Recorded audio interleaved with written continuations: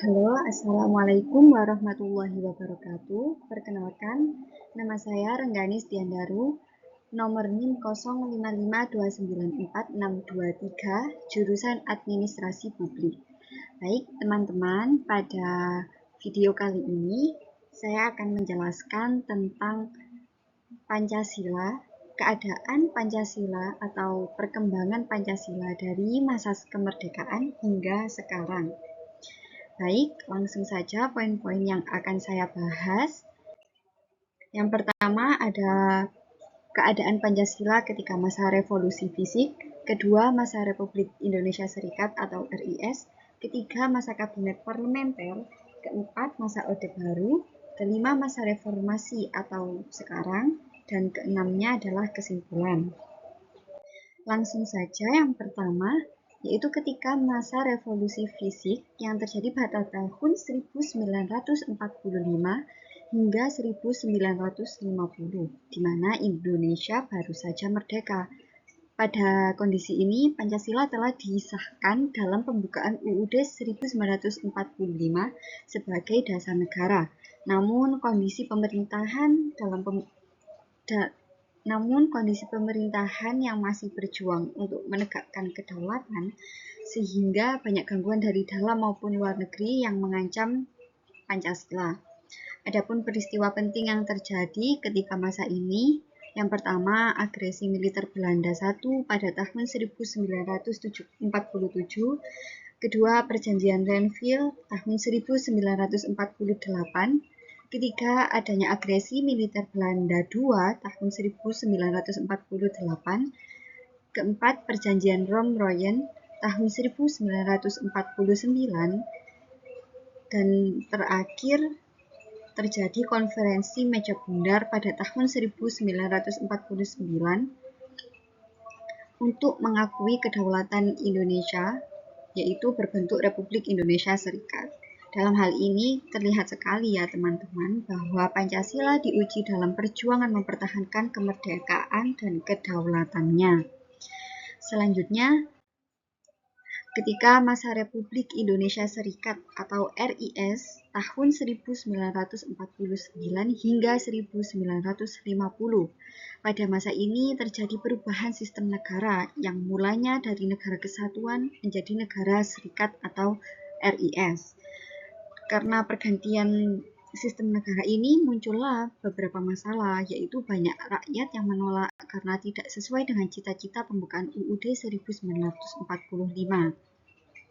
Akibatnya RIS dibubarkan dan Indonesia kembali menjadi negara kesatuan Republik Indonesia pada 17 Agustus 1950.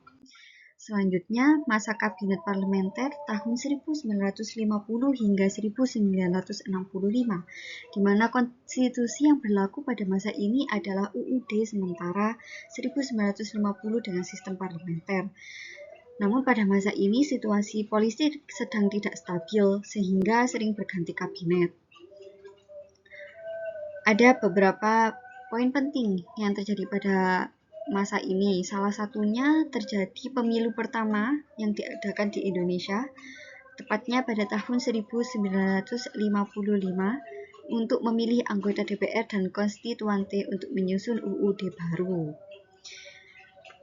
Selanjutnya, pada masa Orde Baru tahun 1966 hingga 1998 terdapat adanya kebijakan Soeharto di mana terjadi penegasan tata cara pembacaan Pancasila, menetapkan P4 yaitu pedoman penghayatan dan pengalaman Pancasila.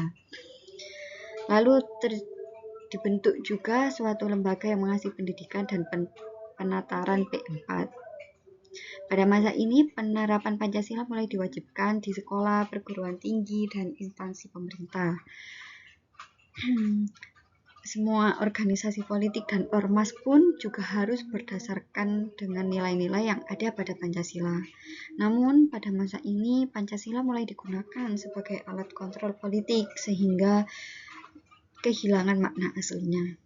Dan pada akhir Orde Baru TAP MPR nomor 18 tahun 1998 mencabut TAP MPR tentang P4 dan menegaskan kembali bahwa Pancasila sesuai pembukaan UUD 1945 adalah dasar negara yang sah dan tunggal.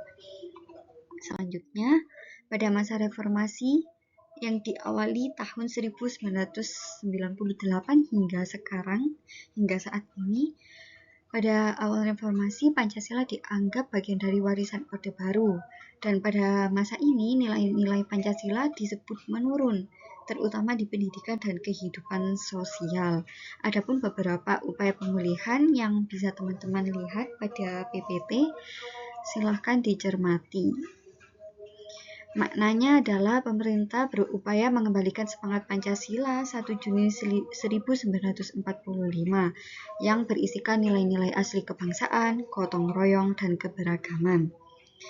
Baik, itu adalah poin-poin yang telah disampaikan pada PPT kali ini. Untuk kesimpulannya, kita jadi tahu nih bahwa Pancasila itu bukan sekedar dokumen sejarah aja, tetapi pedoman hidup bangsa, di mana diperjuangkan dengan darah dan diplomasi, namun sekarang diuji oleh sikap dan perilaku dari generasi penerus. Setiap masa yang terjadi, Pancasila mengalami hambatannya yang berbeda-beda, tergantung dengan kondisi saat masa itu.